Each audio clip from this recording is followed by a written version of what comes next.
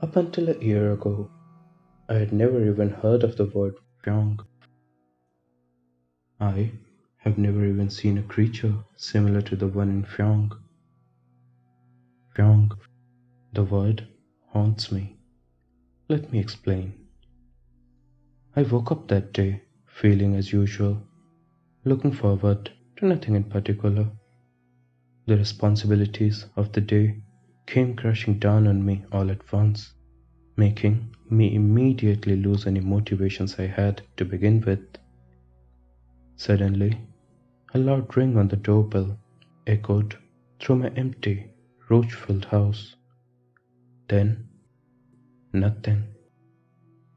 I groaned and quickly shoved the covers off my body and made my way down the stairs. I opened the front door and saw a minuscule package placed politely on the front porch. I picked it up and it felt incredibly light, as expected. But something felt off. Something wasn't completely right about this. There was no label on it, no return address, not a single name. Not even my own name was on it. I felt like I should have thrown it into the dumpster. But I took it inside, curious to see what it could be. The worst mistake of my life by far. No joke. This package was almost exuding a feeling of malice. Hesitantly, I grabbed my box cutter and cut open the dirty, crusty tape keeping the box together. A dense, stinky air filled with dust puffed out as soon as I peeled open the box flaps. Inside, there was a disc alongside a note with a brown stain on it.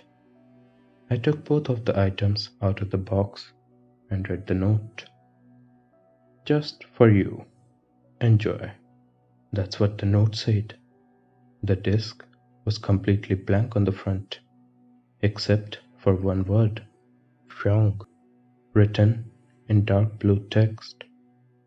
I took the disc upstairs to where my computer was located, opened the CD-ROM drive and inserted the disc. An application immediately appeared. A colorful scene appeared as the application loaded. Lush, grassy fields, tall trees, and the logo of the game, Fjong, in colorful, capital, rainbow letters. An upbeat, calming tune emitted from the application, and colorful creatures floated in the sky of the scene. I moused over to the play button underneath the logo. For some reason, I felt I shouldn't click. A package with no labels, no return address, containing a blank CD-ROM and a shady note. Why was I sent this package? Could this game be malicious? No, that's not it. It's just a silly little children's game that looks like it was made in less than a day. The worst it could be is some kind of virus. Immediately, I'm greeted by a scene just as colorful as the last. One of the creatures from the title screen, colored a pastel blue color, appeared on the screen. I sped through the tutorial, my nervousness about this game washing away quickly as I see the colorful, simple nature of the game. The music is soothing and the gameplay is simple, with little thinking needed to get through the levels. The character Fjong wants to save his friends, but cannot fly unless it eats some candy. The main game mechanics is jumping and bouncing off the walls to get to the candy bin at the end of the level. Fjong makes a high-pitched sound as it jumps in the air. I continued to play through the charmingly easy levels, acquiring different colors of Fjongs until suddenly, black. Darkness. My screen goes black. The blue Fjong creature slowly appears on the screen in a more hyper-realistic fashion than it even appeared on the game. Its skin looked greasy, porous and thick, like it was enveloped in thick layers of blubber, despite being a creature designed for flight. Its skin was varying shades of blue and almost looked like it had traces of blood on it.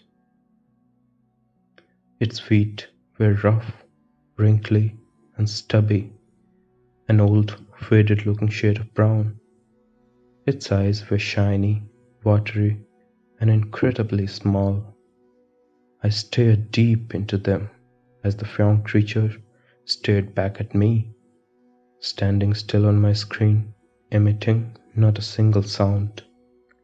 Looking deep into the abyss-like caves that were its eyes, it almost felt like the Fjong had hostile intents.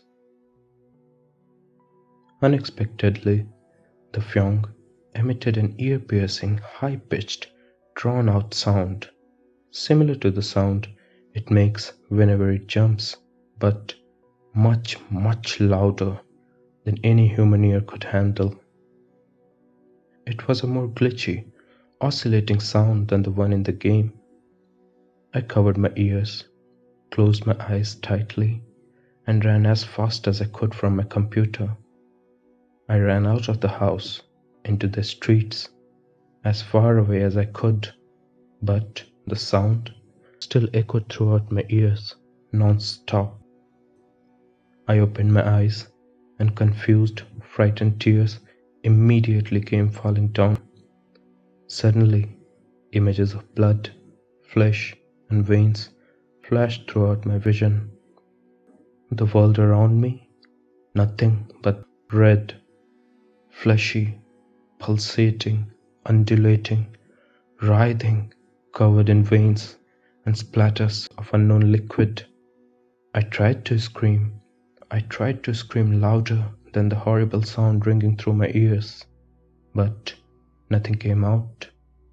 The whole world was silent, except for the sound.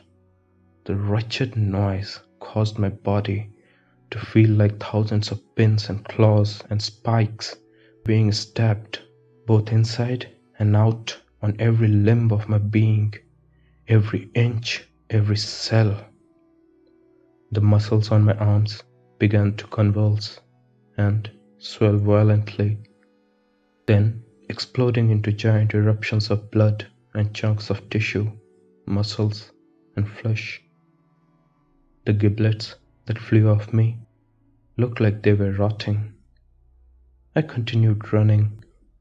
I don't even know where I was aiming to go. Maybe I could escape the sound, or maybe the violent pain at the very least. I continued running and collapsed on the ground from a combination of blood loss and exhaustion. But I woke up in the hospital, a monitor beeping beside me. It has been a year since that event, and I still haven't gotten used to the sound.